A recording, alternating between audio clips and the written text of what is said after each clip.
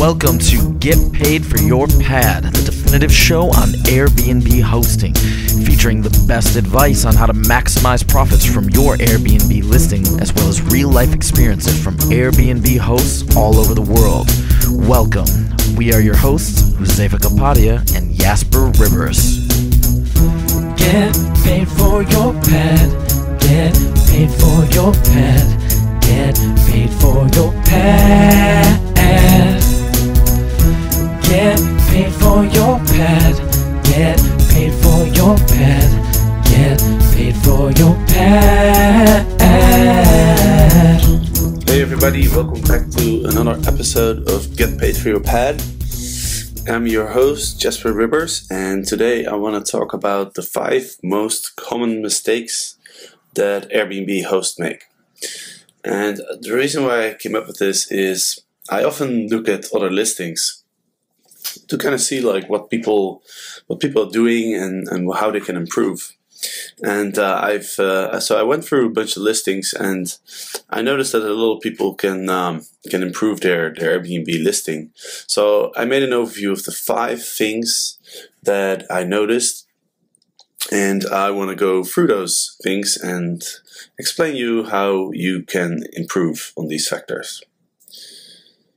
So let's start off with the biggest mistake that I see Airbnb hosts make. And this has to do with the pictures. Now, pictures are very, very important for your listing. And the reason is that when people search on Airbnb for a potential place to stay, the pictures are the first thing that people will look at. And it used to be the case that in the search results, you could only see the first or primary picture of a listing. But now that has changed. In the search results, you can actually go through all the pictures. So the consequence of that is that a lot of people won't actually click through to your listing, but they will stay on the search result page, and first they will look at all the pictures, and if the pictures aren't good, people most likely won't even check out your listing. And when people don't check out your listing, they can book your listing. So pictures are extremely important. So let's go through a number of things you can do to make sure that your pictures are absolutely awesome. First of all, Airbnb has a service where you can get a free professional photographer to take pictures of your place. You can only do this once. So when you make the appointment to get the photographer to come to your place, make sure your house is ready. And what I mean by ready is you have to make sure that your house is tidy, there's enough light, and you've made the beds, and there's not too much stuff lying around. You basically want to create the optimal environment for great pictures to be taken. So tidy, enough light, and make sure the beds are made. This is a mistake that I made. When I got my photographer over, I forgot to make the beds. So when I look at my listing now, I see a bed which hasn't been made, and it doesn't look inviting. Imagine you go on holiday and you check out some hotels and you look at the room and the bed's not made. It doesn't look inviting. So make sure you don't make that mistake.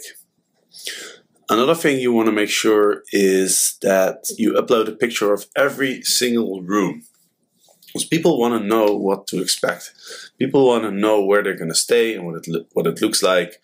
And if you don't put a picture of every room, then people won't book your place, because people don't like things that are unknown. So especially the living room and the bedrooms are really important. I recently went to Paris and I went through a bunch of listings, and some listings don't even have a picture of the bedroom. Now, there's no way that I'm going to book a place if I can't see the bed that I'm going to be sleeping in. So it's great to have pictures from multiple angles. Make sure you get every room. You get the bathroom, the washroom, the hallway. Just get everything in there. And then you can also add pictures of your neighborhood. You don't have to just put pictures of your house. People also want to know what the neighborhood looks like. So what I suggest you do is walk around your neighborhood and think about what are the cool places. Maybe there's a really cool statue, or maybe there's a cool park. Maybe there's a few really nice restaurants, and take some pictures. And then when you get back, you look at all the pictures you took, and you select a couple and upload them to your listing. And if there's something really cool in your neighborhood, you can even make that the profile picture. Like, for example, when I was looking at pictures from listings in Paris, I actually ended up booking a place that had the view from the balcony as the first picture. And the view was amazing. It showed the Eiffel Tower with lights and at night, and it just looked incredible. So I was immediately taken by that picture, and I ended up booking the place.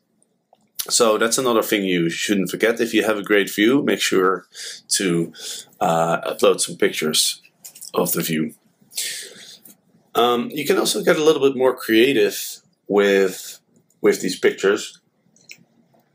For example, I once got a question from a guest, and he asked me if I could send him a floor plan, because he wanted to know sort of how the apartment was set up and where the rooms were related to each other. So what I did is I just created a floor plan by just painting it in Paint, and I thought, well, if this person wants to know, then there's probably more people who want to know. So I added it to my listing. And recently, I have also added a picture of my internet speed. And internet speed is something that's really important to people these days. Everybody has iPhones, iPads, laptops, and instead of saying that you have high-speed internet, why not go to speedtest.net, where you can easily test the speed of your internet. It only takes a few minutes. You take a screenshot and you upload that to your listing. Alright, let's go on to the next topic, which is communication with guests.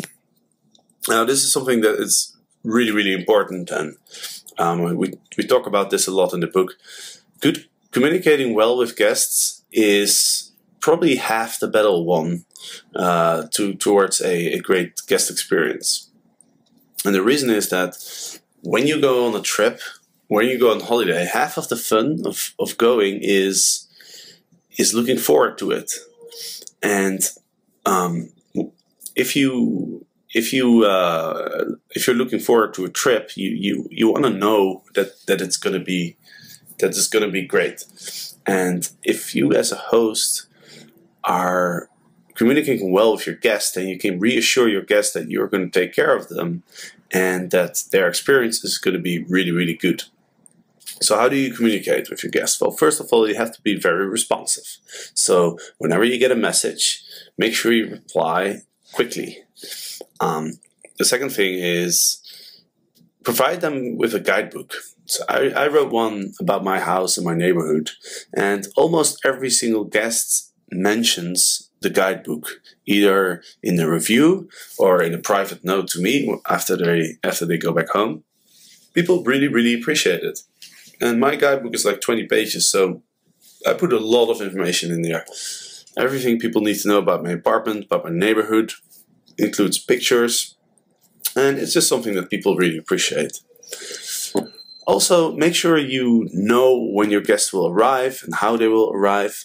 You can ask this to your guests, because the more you know about their travel plans, the better you can adjust in case there's delays. Now, for example, let's say their plane's delayed. If you have their flight number, you can easily look up on the internet and see if your guests are on time. You want to contact your guests several times pre-arrival. Usually what I do is, as soon as my guests book, I will send them my guidebook. I will send them a welcome email. And then I check back about maybe a week and a half before they arrive, just to say that everything is still good to go, just to ask them if they have any questions. And then I usually send another one like a day before arrival, just to double check that their travel plans haven't changed and that everything's still good. Now, after your guests have arrived, it's important to contact them within about 24 hours. And the reason that this is really important is, in the end, you want to provide a good guest experience and you want to have a great review. So if there's something wrong, if there's anything that isn't perfect, you can only do something about it if you know about it. And guests aren't always proactive about things, especially if you communicate well with them and you've built a little bit of a relationship. People are typically not going to complain about minor things, but you do want to know about those minor things because you want to make sure that your guests have a perfect stay. So after your guests arrive, send them a message and say, welcome them to your place, and let them know that if there's anything that can be improved, that they are free to contact you and let you know. Specifically ask for that, because then there's a much better chance that you'll actually find out if something is not completely perfect.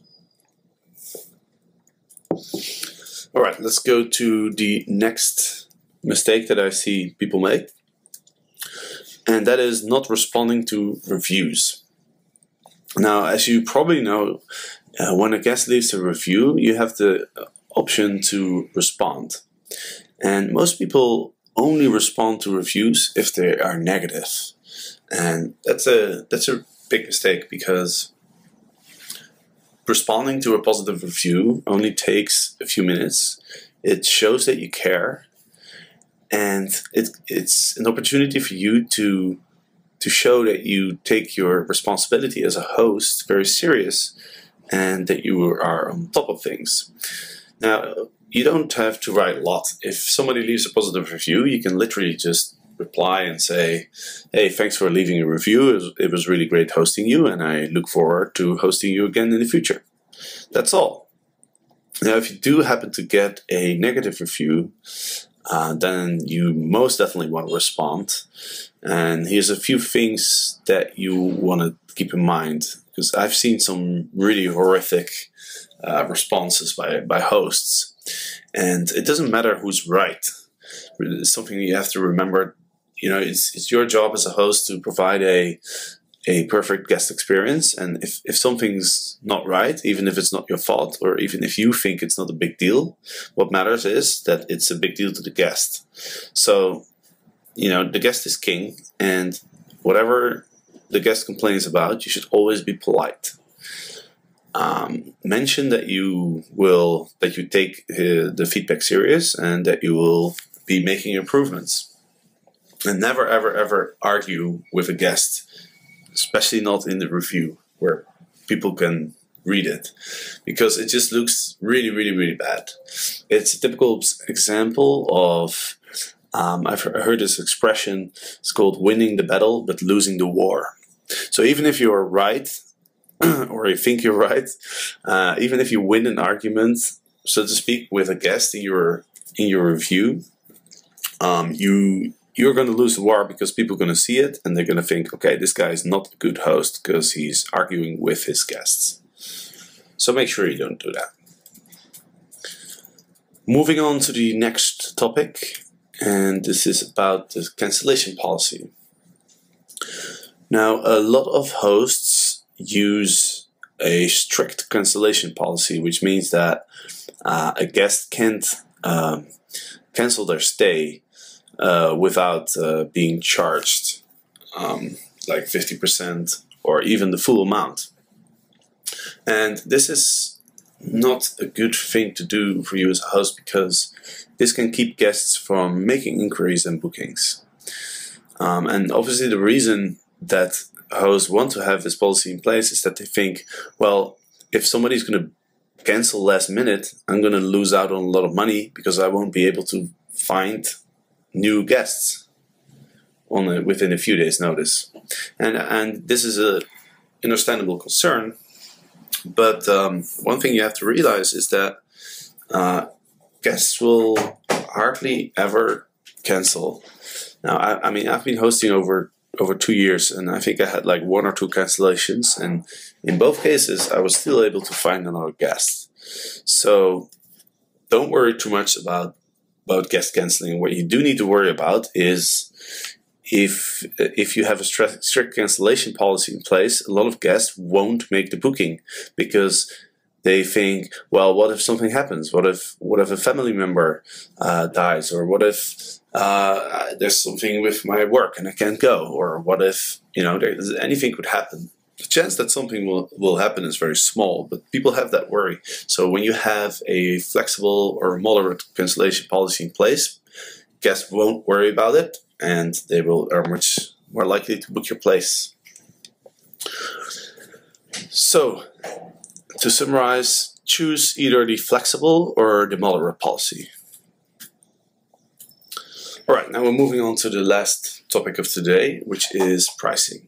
And pricing is one of the most complicated subjects. Now, I'm not going to talk today about how do you calculate your initial price. What I want to talk about today is how do you vary pricing to demand. And this is something that a lot of people don't do. I see a lot of hosts who charge the exact same amount every single day of the year. And the reason why this is a mistake is because you have to adjust your pricing to demand. When demand is high, you can charge a higher price. When demand is low, you want to charge a low price to increase the chance that you will still rent out your place even when there's not a lot of demand. Now, here are some factors to take into account when you think about the variation of demand for your area. First of all, think about weekdays versus weekends. So my place is in Amsterdam. Amsterdam is very popular during the weekends. A lot of people go on a weekend trip. So demand is higher, so the price I charge for the Friday and Saturday nights are higher than the prices that I charge for a Monday or Tuesday night. The second thing is seasonality. In my case, in the winter, it's kind of cold in Amsterdam, and people generally don't like cold weather. So people prefer to visit my city in the summer, or the spring, or even the early fall.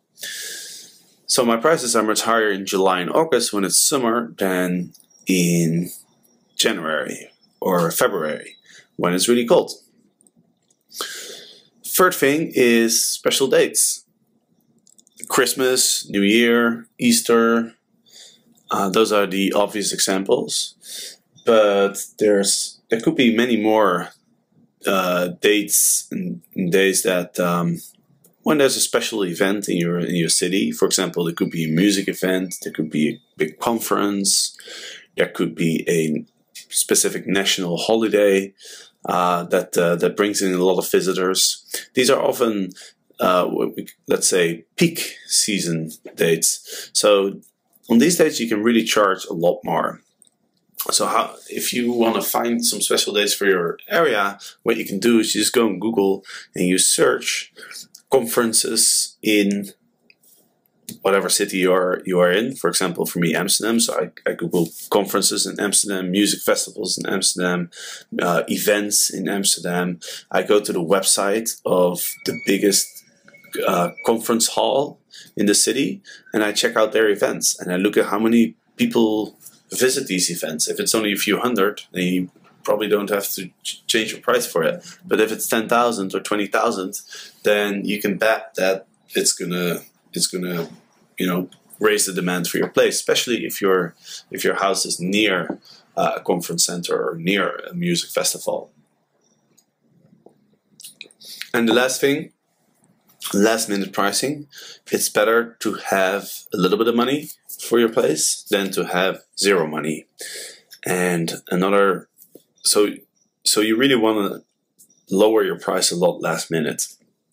I usually start lowering my price very aggressively in the last week or even 2 weeks. And it's not just that it's better to have a little bit of money than no money, but it's also the more guests you have, the more bookings you get, the more reviews you get, the better your search ranking will be in the Airbnb search results.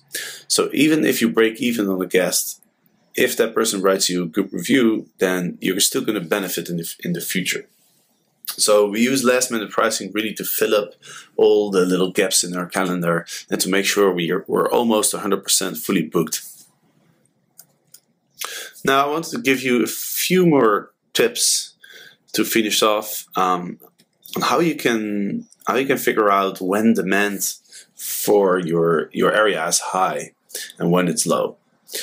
One thing you can do is you can go to booking.com, which is a hotel booking site, and you type in the name of your area and you search for hotel availability, because this is a really good indicator. People who stay in hotels, they could also stay at your apartment. Now, the cool thing about Booking.com is that they actually will show you the percentage of hotel rooms that are reserved on any particular date. So if you do this search every week for a year and you register the results, then you get a pretty good idea of when people are visiting your area and when they're not. And this is also great for special dates, because you can, if you see, for example, that there's a conference coming up in a couple of weeks, and you put in the dates in Booking.com, and it shows that only 20% of hotel rooms are reserved, then you know that this conference is not really a big deal. It doesn't attract very many visitors. So that's one tool that you can use.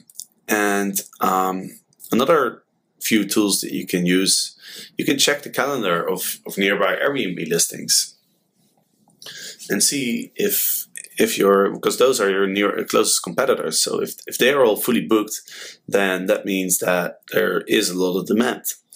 And if people around your house, in your neighborhood, if a lot of Airbnb listings if their calendars are completely empty, then that's a sign that you might want to lower your price because there's not much demand.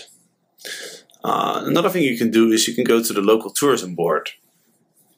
And often they will list visitor statistics on their website. And this is especially good to sort of get an idea of the seasonality.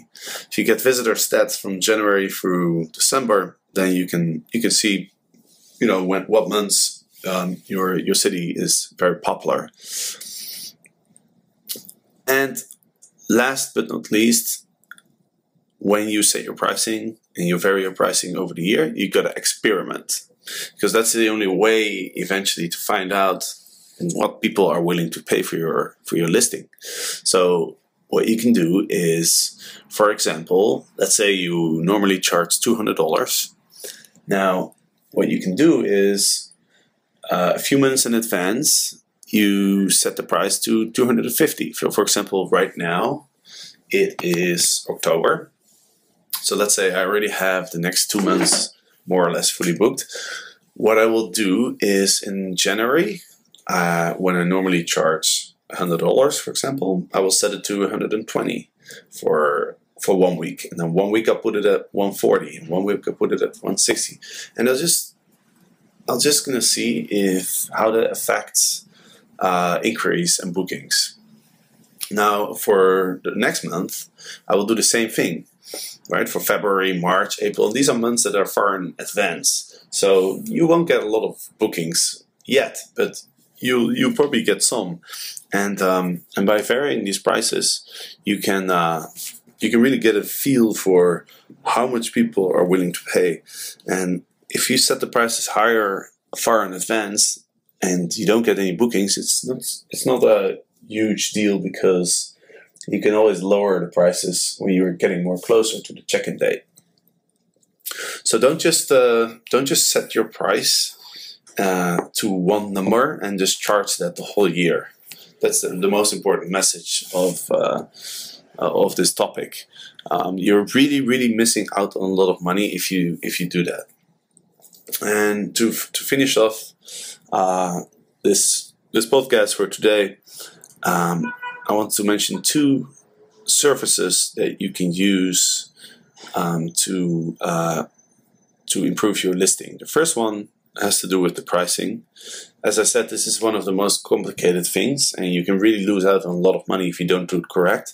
So if you don't want to do a lot of research and go through the hassle of updating your calendar a few times a week, there's a service you can use. It's called Beyond Pricing, and they will connect to your Airbnb listing and they will set the prices automatically. Now, this is currently only available in the US, in most big cities, but it will be available worldwide in 2015. And I've talked to the CEO. I've learned about the algorithm, and I think it's extremely smart how they've done it. And that's why I will start using it as soon as it's available, and I recommend that you do as well. It's only $9. So it's a pretty good deal. We have a special deal in place where you can get the first 3 months for free. So if you go to getpaidforyourpad.com/podcast, you will see show notes for this episode, and I'll put in a link that you can use to sign up for Beyond Pricing and get those 3 months for free. So you can check it out, you can try it, and you don't have to pay anything. The second service I wanted to mention has to do with the communication on the Airbnb platform as well as by email. There's a service called Guesty, and I've been using this for a while now.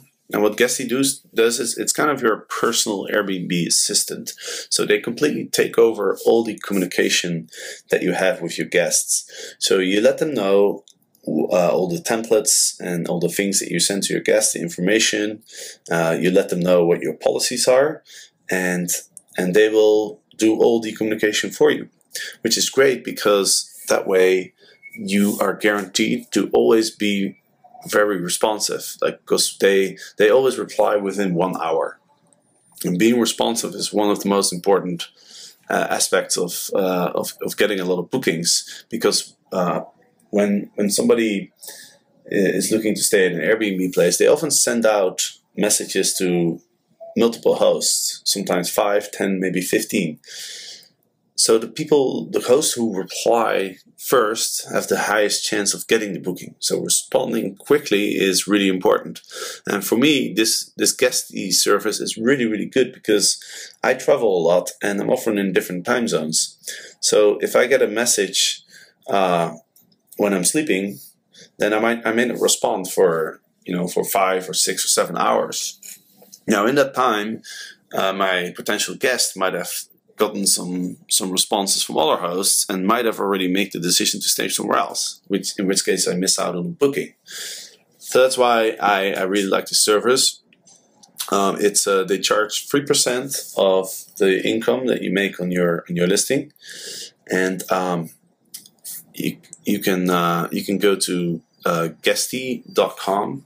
So it's GUESTY.com, and there you can sign up, and we have a special deal for you if you use the referral code GPFYP, which is an abbreviation of Get Paid for Your Pad. Then you will not pay anything the first 2 weeks. So normally you pay 3% whenever you get a booking.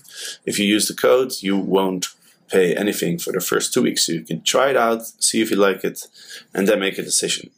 And I'll put this code in the show notes as well, so you can look it up. All right, guys, that's it. As always, if you have any questions, feel free to send an email to info@getpaidforyourpad.com. Always respond to any emails within 24 hours.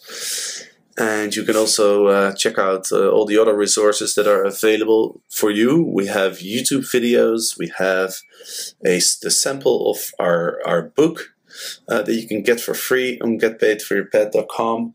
We have the audiobook that you can get for free. You can get the book on Amazon. You can get the book, including a number of bonuses, on optimizeyourairbnblisting.com. So there's a lot of ways that you can get more information and learn how to be a better Airbnb host and how to get better results.